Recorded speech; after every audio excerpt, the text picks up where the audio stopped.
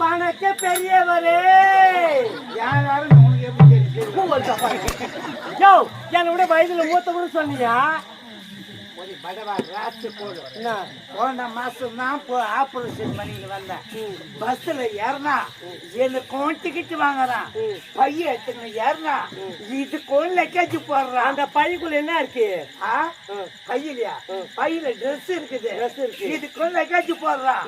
மடியில என்னமோ திருடி கட்டுங்க, இதுக்கும் லக்கேஜ் போட ஆரம்பிச்சு.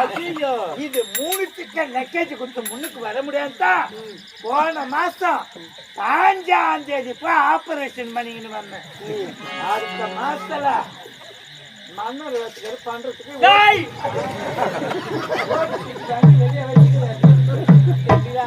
சரி என்ன அழைத்த காரணம்